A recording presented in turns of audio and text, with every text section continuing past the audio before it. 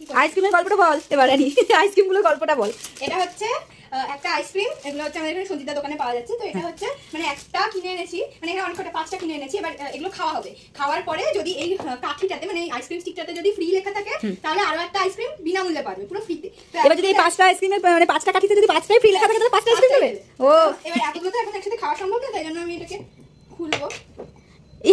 এ বাবা, কাঠি ভেঙে ফেলিস না, কাঠি ভাঙলে দেবে না কিন্তু দাদা। আছে হ্যাঁ এটা ফ্রি। হ্যাঁ ফ্রি, কই ফ্রি? এটা লেখা, দাঁড়া কোথায় দাদা দিয়ে দে।